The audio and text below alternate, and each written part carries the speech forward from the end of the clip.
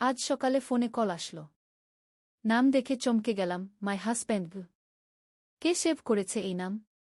ছেলেকে ডেকে জিজ্ঞেস করলাম। সে লজ্জা পেয়ে বলল, আমি সেভ করেছি মাগু।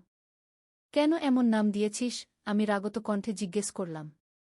সে আমার পাশে বসে বলল, মা, আমি আর ভান করতে চাই না। তোমার ফোনে আমার নাম দেখে আমার খুব ভালো লাগে। আমি চাই তুমি সত্যিই আমাকে তোমার হাজব্যান্ড হিসেবে দেখো গু। আমার হাত কাঁপছিল। তুই কি বলছিস? সে আমার ফোনটা নিয়ে আরও দেখালো। তার সব ছবিতে আমার সাথে তোলা। কয়েকটায় লেখা উইথ মাই ওয়াইফকে। মা, আমি তোমাকে ভালোবাসি। শুধু মা হিসেবে নয়, একজন নারী হিসেবে। আমি তোমাকে বিয়ে করতে চাই। তুমি আমার স্ত্রী হও। সে আমার হাত ধরে বলল। আমরা এই শহর ছেড়ে চলে যেতে পারি। নতুন জায়গায় স্বামী স্ত্রী হিসেবে জীবন শুরু করি গিয়ে। ফোনের স্ক্রিনে মাই হাজব্যান্ডকে লেখাটা জ্বলজ্বল করছিল। আমার পুরো শরীর কেঁপে উঠল। এই গল্পটি সম্পূর্ণ শুনলে আপনাদের পানি অটোমেটিক বের হয়ে যাবে, সো যত দ্রুত সম্ভব হাতের কাছে টিস্যু নিয়ে বসে পড়ো।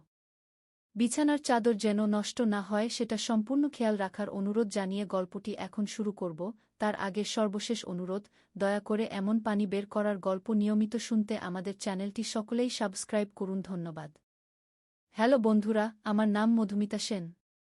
আমার বয়স ৪৪ বছর। আমার স্বামীর নাম প্রদীপ সেন, বয়স ৪৭ বছর। আমাদের ২ সন্তান, সৌমিত্র আর রিয়া। সৌমিত্র ২১ বছর বয়সী, বিশ্ববিদ্যালয়ে পড়ে। রিয়া ১৪ বছর বয়সী, হাই স্কুলে যায়। কিন্তু যা ঘটেছে আজ সকালে তা আমি কখনো ভাবতে পারিনি। সৌমিত্র আমার ফোনে তার নাম সেভ করেছে মাই হাজব্যান্ডকে লিখে। এই ঘটনার পর থেকেই আমার মনে হচ্ছে কিছু একটা গোলমাল আছে। আমার ছেলে কি সত্যিই আমাকে? না, এটা হতে পারে না। কিন্তু তার চোখের দিকে তাকালে মনে হচ্ছে সে সত্যিই কিছু লুকিয়ে রাখছে। সৌমিত্র, তুই আমাকে সত্যি কথা বল। কেন তুই এমন নাম দিয়েছিস? আমি তাকে কড়া কণ্ঠে জিজ্ঞেস করলাম। সে আমার পাশে বসে বলল, মা, আমি তোমাকে একটা কথা বলবো। কিন্তু তুমি রেগে যেও না গে। বল, কি বলবি? মা, আমি গত কয়েকদিন ধরে খেয়াল করছি যে আমাদের বাড়িতে অদ্ভুত কিছু ঘটছে। রাতে আমি শব্দ শুনি। কেউ যেন আমাদের বাড়ির চারপাশে ঘুরে বেড়ায়। আমার গায়ে কাঁটা দিয়ে উঠল। কী রকম শব্দ? পায়ের শব্দ। আর মাঝে মাঝে মনে হয় কেউ যেন আমাদের জানালায় উকি মারছে। গতকাল রাতে আমি জানালার কাছে একটা ছায়া দেখেছি। এই কথা শুনে আমার হাত পা ঠান্ডা হয়ে গেল। তুই আমাকে আগে বলিসনি কেন? ভেবেছিলাম হয়তো আমার ভুল হচ্ছে। কিন্তু আজ সকালে যখন আমি বারান্দায় গেলাম, তখন দেখি মাটিতে অচেনা পায়ের ছাপ। সৌমিত্র আমাকে বারান্দায় নিয়ে গেল। সত্যিই মাটিতে কয়েকটা পায়ের ছাপ ছিল। বুট জুতার ছাপ। আমাদের পরিবারের কেউ এমন জুতা পরে না। মা, আমি মনে করি কেউ আমাদের উপর নজরদারি করছে। তাই আমি তোমার ফোনে আমার নাম মাই হাজব্যান্ড লিখে রেখেছি। যাতে যদি কেউ আমাদের কথাবার্তা শোনে, তাহলে তারা ভাবে আমি তোমার স্বামী। এতে তারা বুঝতে পারবে না যে আমি তোমার ছেলে গু। এই কথা শুনে আমি একটু স্বস্তি পেলাম। কিন্তু সাথে সাথেই চিন্তায় পড়ে গেলাম। কে আমাদের উপর নজরদারি করছে? কেন? তুই কি বাবাকে বলেছিস? না মা, বাবা তো সারাদিন অফিসে থাকেন। আমি ভাবছি আমরা দুজনেই সাবধানে থাকি। রিয়াকেও বলতে হবে। ঠিক তখনই আমাদের বাড়ির সামনে দিয়ে একটা কালো গাড়ি ধীরে ধীরে যেতে দেখলাম। গাড়িটা আমাদের বাড়ির সামনে একটু থেমেছিল। মা, ওই গাড়িটা গত ৩ দিন ধরে আমি দেখছি। প্রতিদিন সকালে আর সন্ধ্যায় এটা আমাদের বাড়ির সামনে দিয়ে যায়। আমি খুব ভয় পেয়ে গেলাম। তাহলে সত্যিই কেউ আমাদের উপর নজর রাখছে? হ্যাঁ মা, আমি নিশ্চিত। তাই আমি একটা প্ল্যান করেছি। কি প্ল্যান? আমরা আমাদের পরিচয় গোপন রাখব। যদি কেউ আমাদের পারিবারিক সম্পর্ক জানতে পারে, তাহলে তারা আরও সহজে আমাদের টার্গেট করতে পারবে। তাই আমি ভেবেছি আমরা অভিনয় করব যে আমরা স্বামী স্ত্রী। কি? এটা কি বলছিস তুই? মা, এটা শুধুমাত্র নিরাপত্তার জন্য। যদি কেউ ভাবে যে আমরা স্বামী স্ত্রী, তাহলে তারা আমাদের সম্পর্কে ভুল তথ্য নিয়ে কাজ করবে। এতে আমাদের সুবিধা হবে গু। এই কথা শুনে আমি বুঝলাম যে সৌমিত্র সত্যিই আমাদের নিরাপত্তার কথা ভাবছে। কিন্তু এই পরিকল্পনাটা কতটা ঝুঁকিপূর্ণ? কিন্তু সৌমিত্র, এটা তো খুবই বিপজ্জনক। যদি কেউ সত্যি জানতে পারে? মা, আমি সব ভেবেছি। আমরা শুধু বাইরের মানুষদের সামনে এই অভিনয় করব। ঘরে আমরা স্বাভাবিক থাকব। ঠিক তখনই আমাদের দরজায় কেউ নক করল। আমরা দুজনেই চমকে গেলাম। সৌমিত্র আস্তে করে দরজার কাছে গিয়ে উকি মারল। মা, একজন অচেনা লোক। স্যুটটাই পরা ঘি। দরজা খুলিস না। জানালা দিয়ে জিজ্ঞেস কর কি চায় ও। সৌমিত্র জানালা দিয়ে জিজ্ঞেস করল, কে আপনি? কি চান? লোকটা বলল, আমি রাহুল দাস। একটা ইনভেস্টমেন্ট কোম্পানি থেকে এসেছি। আপনাদের সাথে কিছু কথা বলতে চাই। আমরা কোনো ইনভেস্টমেন্টে আগ্রহী নই গিয়ে। স্যার, এটা খুবই গুরুত্বপূর্ণ। আপনাদের পরিবার সম্পর্কে কিছু তথ্য জানতে চাই। এই কথা শুনে আমার রক্ত ঠান্ডা হয়ে গেল। পরিবার সম্পর্কে তথ্য? কেন? সৌমিত্র দ্রুত আমার কাছে এসে ফিসফিস করে বলল, মা, আমার সন্দেহ ঠিক ছিল। এরাই হয়তো আমাদের উপর নজরদারি করছিল গো। কি করব এখন? আমাদের অভিনয় শুরু করতে হবে। আমি দরজা খুলে দিচ্ছি গু। সৌমিত্র দরজা খুলে দিল। লোকটা ভিতরে এসে বলল, আপনাদের নাম কি? সৌমিত্র আমার দিকে তাকিয়ে বলল, আমি সৌমিত্র সেন। এ হলো আমার স্ত্রী মধুমিতা গু। আমি চোখ বড় করে তাকালাম। কিন্তু বুঝলাম যে এখন আমাকে অভিনয় করতে হবে। হ্যাঁ, আমি তার স্ত্রী গু। আমি কাঁপা কাঁপা গলায় বললাম। লোকটা একটা নোটবুক বের করে কিছু লিখল। আপনাদের কোনো সন্তান আছে? হ্যাঁ, একটা মেয়ে। রিয়া গু। সৌমিত্র বলল। রিয়ার বয়স কত? 14 বছর। লোকটা আরও কিছু লিখল। তারপর বলল, আপনাদের আয় কেমন? আমি একটা কোম্পানিতে কাজ করি। মাসে 45,000 টাকা আয়। সৌমিত্র মিথ্যা বলল। আপনার স্ত্রী কি করেন? আমি গৃহিণী গো। আমি বললাম। লোকটা সব তথ্য লিখে নিয়ে বলল, আমরা আপনাদের একটা অফার করতে চাই। আপনারা যদি আমাদের কোম্পানিতে বিনিয়োগ করেন তাহলে প্রতি মাসে দ্বিগুণ লাভ পাবেন গু। কিন্তু আমাদের তো তেমন টাকা নেই। সৌমিত্র বলল। চিন্তা নেই। আমরা লোনের ব্যবস্থা করে দিতে পারি। কিন্তু আমাদের কিছু গ্যারান্টি লাগবে গি। কি ধরনের গ্যারান্টি? আপনাদের বাড়ির কাগজপত্র। এই কথা শুনে আমি বুঝলাম যে এরা প্রতারক। তারা আমাদের বাড়ি দখল করার চেষ্টা করছে। সৌমিত্র বুঝতে পারল। সে বলল, আমাদের ভাবার সময় দিন। কয়েকদিন পর জবাব দেব। ঠিক আছে। আমি আমার কার্ড রেখে দিচ্ছি। 3 দিনের মধ্যে কল করবেন কি। লোকটা একটা কার্ড দিয়ে চলে গেল। লোকটা চলে যাওয়ার পর আমি আর সৌমিত্র পরস্পরের দিকে তাকালাম। মা, তুমি দেখতে পেলে? এরা আসলেই প্রতারক। আমার সন্দেহ ঠিক ছিল। হ্যাঁ, এরা আমাদের বাড়ির কাগজপত্র নিয়ে নিতে চায়। কিন্তু ভালো হলো যে আমরা তাদের ভুল তথ্য দিয়েছি। এখন তারা ভাবছে যে আমরা স্বামী স্ত্রী আর রিয়া আমাদের মেয়ে গি। কিন্তু সৌমিত্র, এটা কতদিন চালিয়ে যাব? যতদিন না এই প্রতারকরা আমাদের ছেড়ে যায়। আমি ভাবছি পুলিশে রিপোর্ট করব গো। ঠিক তখনই রিয়া স্কুল থেকে ফিরে এলো। মা, দাদা, তোমরা এত সিরিয়াস কেন? আমরা রিয়াকে সব কিছু বুঝিয়ে বললাম। রিয়া শুনে বলল, তাহলে আমিও অভিনয় করব যে দাদা আমার বাবা? হ্যাঁ, কিন্তু এটা শুধুমাত্র বাইরের মানুষদের সামনে। আমাদের মধ্যে আমরা স্বাভাবিক থাকব। পরের দিন সকালে আবার সেই কালো গাড়িটা আমাদের বাড়ির সামনে দিয়ে গেল। এবার গাড়িতে 2 জন লোক ছিল। সৌমিত্র বলল, মা, আমি ভাবছি এরা আমাদের আরও খোঁজখবর নেওয়ার চেষ্টা করছে। আমাদের আরও সতর্ক থাকতে হবে গি। কিন্তু তোর বাবা এখনো জানে না এই ব্যাপারে গু। আমি ভাবছি বাবাকে বলবো। কিন্তু অফিস থেকে ফিরলে গু। সন্ধ্যায় প্রদীপ অফিস থেকে ফিরল। আমরা সবাই মিলে তাকে পুরো ঘটনা বললাম। প্রদীপ শুনে খুব রেগে গেল। কি? এরা আমাদের বাড়ি দখল করার চেষ্টা করছে? আমি এখনই পুলিশে কল করছি গু। বাবা, একটু থামো।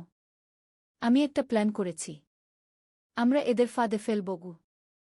কি প্ল্যান? আমরা অভিনয় করে এদের সাথে থাকব। তারপর এদের আসল পরিচয় বের করে পুলিশে দিয়ে দেব গু। প্রদীপ ভাবল একটু। তারপর বলল, ঠিক আছে। কিন্তু খুব সাবধানে করতে হবে। পরের দিন আবার সেই রাহুল দাস এলো। এবার সে একা আসেনি। আরও 2 জন লোক নিয়ে এসেছে। আপনারা কি ভেবেছেন আমাদের অফার নিয়ে? সৌমিত্র বলল, আমরা রাজি। কিন্তু আমাদের কিছু শর্ত আছে গি। কি শর্ত? প্রথমে আমরা আপনাদের কোম্পানি দেখতে চাই। তারপর সব কাগজপত্র ভালো করে পড়ে দেখব। অবশ্যই। আগামীকাল আপনারা আমাদের সাথে আসুন। ঠিক আছে। আমি আর আমার স্ত্রী যাব। পরের দিন আমি আর সৌমিত্র তাদের সাথে গেলাম। তারা আমাদের একটা ভাঙাচোরা বিল্ডিং এ নিয়ে গেল। এটাই আপনাদের অফিস? আমি জিজ্ঞেস করলাম। হ্যাঁ। আমরা নতুন কোম্পানি, তাই এখনও ভালো অফিস করতে পারিনি। ভিতরে গিয়ে দেখি কয়েকটা টেবিল চেয়ার, কিন্তু কোনো কর্মচারী নেই, শুধু সেই ৩ জন লোক। আপনাদের কর্মচারী কোথায়? সৌমিত্র জিজ্ঞেস করল। তারা সবাই বাইরে কাজে গেছে। আমার মনে হল এরা সত্যিই প্রতারক, কিন্তু আমাদের অভিনয় চালিয়ে যেতে হবে। রাহুল দাস বলল, আচ্ছা, আপনারা যদি রাজি থাকেন তাহলে কাগজপত্র সই করে দিন। সৌমিত্র বলল, আমাদের একটু সময় দিন, আমরা কাগজপত্র পড়ে দেখি। কাগজপত্র পড়তে গিয়ে দেখি এগুলো সব জাল। কোনো সরকারি সিল নেই, ঠিকানা ভুল, কোম্পানির নামও ভুল। এগুলো তো জাল কাগজ। আমি সৌমিত্রের কানে কানে বললাম। আমি জানি মা, কিন্তু এখন আমাদের শান্ত থাকতে হবে। সৌমিত্র রাহুল দাসকে বলল, আচ্ছা, আমরা ভেবে দেখি, কাল আপনাদের জবাব দেব। আমরা সেখান থেকে চলে আসলাম। বাড়ি ফিরে প্রদীপকে সব বললাম। প্রদীপ বলল, এখন আর দেরি নয়, আমি পুলিশে কল করছি।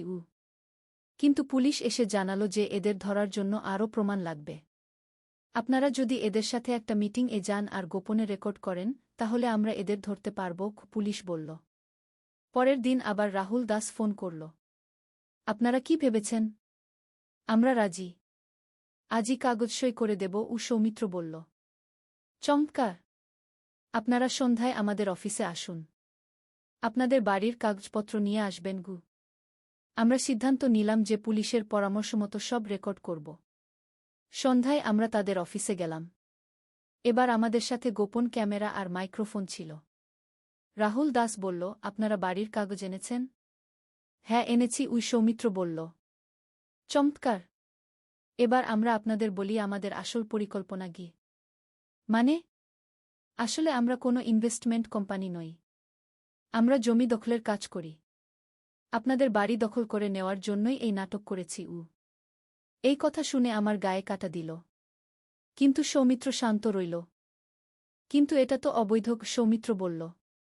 অবৈধ কিছু নেই, টাকার জোরে সব কিছু করা যায়। অন্য একজন বলল, আপনারা যদি আমাদের কাগজে সই করে দেন, তাহলে আমরা আপনাদের বাড়ি দখল করে নেব, তারপর আপনারা চাইলে ভাড়া দিয়ে থাকতে পারেন। এতক্ষণে আমি বুঝলাম যে এরা কতটা বড় প্রতারক।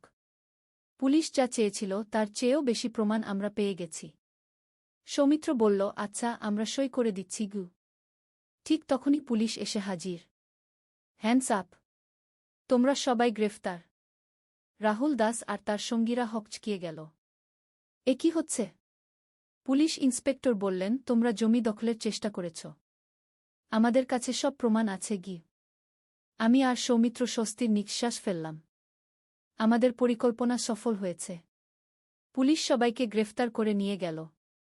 আমরা বাড়ি ফিরে এলাম। প্রদীপ আর রিয়া আমাদের জন্য অপেক্ষা করছিল। কি হলো? সব ঠিক তো? হ্যাঁ বাবা, পুলিশ সবাইকে ধরে নিয়ে গেছে। সৌমিত্র বলল।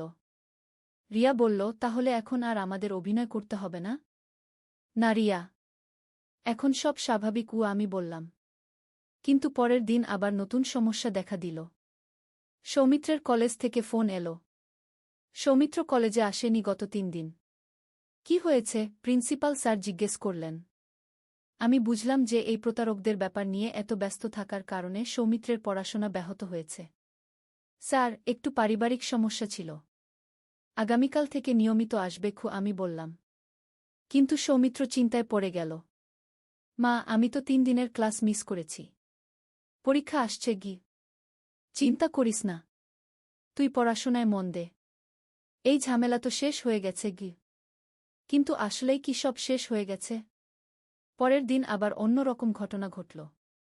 আমি বাজার থেকে ফিরছিলাম, পথে একজন মহিলা আমাকে ডাকল। আপনি মধুমিতা সেন? হ্যাঁ। আপনি কে? আমি রীতা দাস, রাহুল দাসের স্ত্রী। এই নাম শুনে আমার গা ছমছম করে উঠল। আপনি কি চান? আমার স্বামীকে পুলিশ ধরে নিয়ে গেছে। আপনারাই নাকি তাদের খবর দিয়েছেন? হ্যাঁ। আপনার স্বামী আমাদের বাড়ি দখল করার চেষ্টা করেছে গিয়ে। আমি জানি আমার স্বামী ভুল করেছে। কিন্তু আপনাদের কাছে আমার একটা অনুরোধ আছে গিয়ে। কি অনুরোধ? আমার একটা ছোট মেয়ে আছে। আমার স্বামী জেলে গেলে আমরা রাস্তায় পড়ে যাব। আপনারা যদি কেস তুলে নেন গু। আমার মন খারাপ হয়ে গেল। এই মহিলার কোনো দোষ নেই। তার মেয়েরও কোনো দোষ নেই। আপনি আমার সাথে বাড়িতে আসুন। আমার স্বামীর সাথে কথা বলি গিয়ে আমি বললাম। বাড়িতে এসে সবার সাথে কথা বললাম।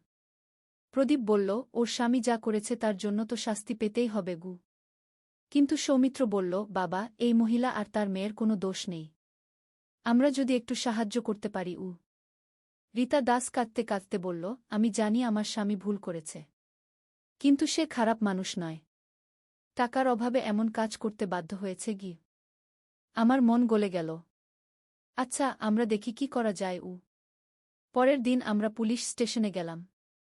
ইন্সপেক্টর সাহেবকে সব বললাম। আপনারা যদি চান তাহলে আমরা রাহুল দাসকে সতর্ক করে ছেড়ে দিতে পারি। কিন্তু শর্ত হচ্ছে সে আর কখনো এমন কাজ করবে না গি। আমরা রাজি হলাম। রাহুল দাসকে ছেড়ে দেওয়া হল।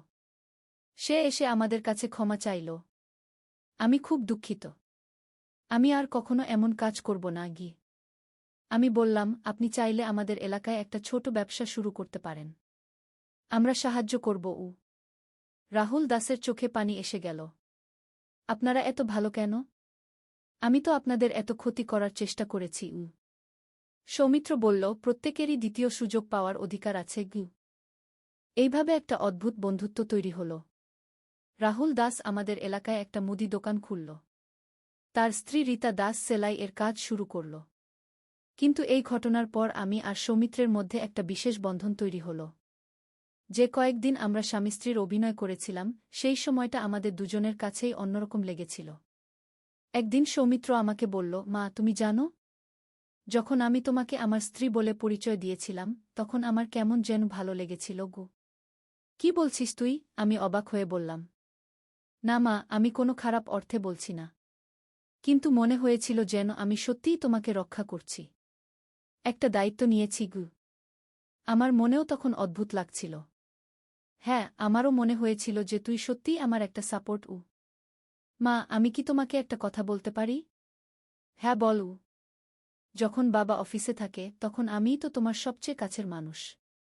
আমি চাই যে আমি সবসময় তোমার পাশে থাকি গু। তুই তো আছিস সেই গু। না মা, আমি বলতে চাইছি অন্যভাবে। আমি চাই যে আমরা একসাথে আরও বেশি সময় কাটাই। একসাথে ঘুরতে যাই, একসাথে কাজ করি। আমি বুঝতে পারলাম যে সৌমিত্র আমার সাথে একটা গভীর বন্ধুত্ব চায়।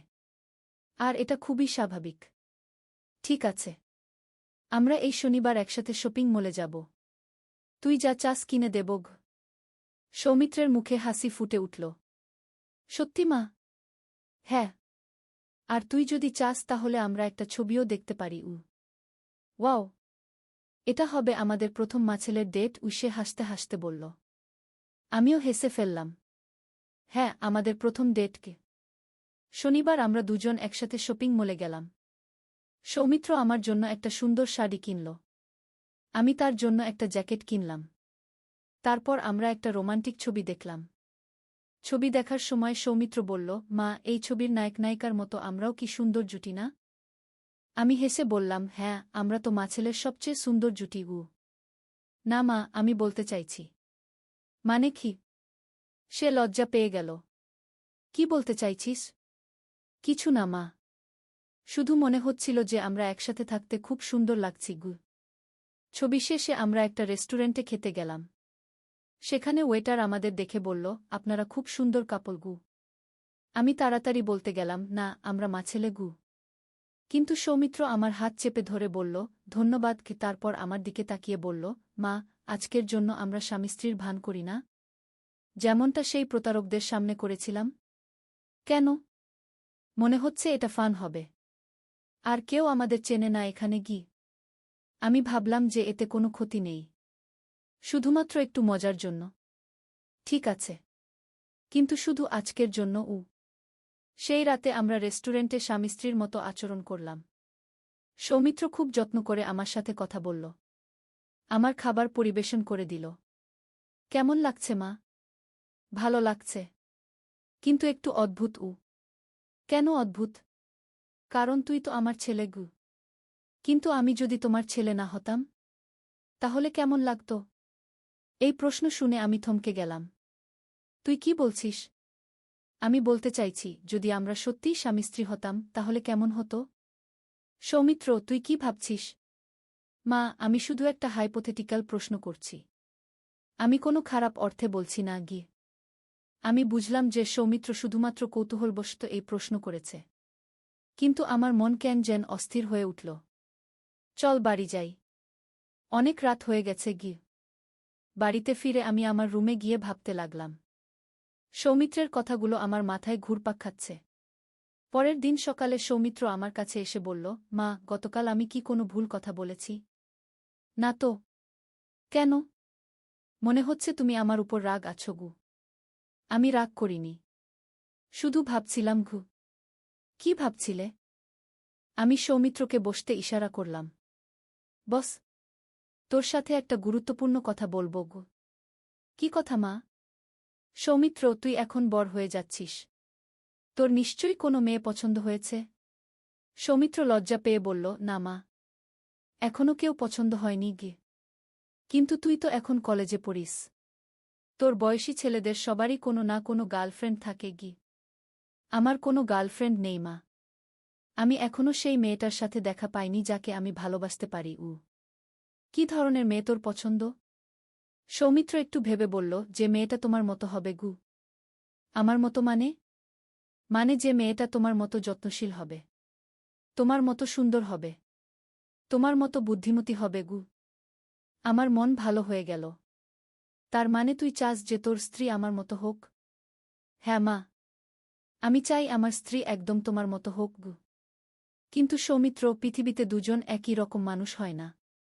তুই হয়তো এমন কোনো মেয়ে পাবি না যে একদম আমার মতো গু। তাহলে আমি বিয়েই করব না, সে জেদ করে বলল। আমি হেসে ফেললাম। আহা, এমন জেদ করিস কেন? তুই নিশ্চয়ই একটা ভালো মেয়ে পাবি গ। কিন্তু সৌমিত্র গম্ভীর হয়ে বলল, না মা, আমি সিরিয়াস। আমি এমন কোনো মেয়েকে ভালোবাসতে পারব না যে তোমার মতো না গে। এই কথা শুনে আমার মনে একটা অদ্ভুত অনুভূতি হল। সৌমিত্র কি আমাকে একটু বেশিই ভালোবাসে?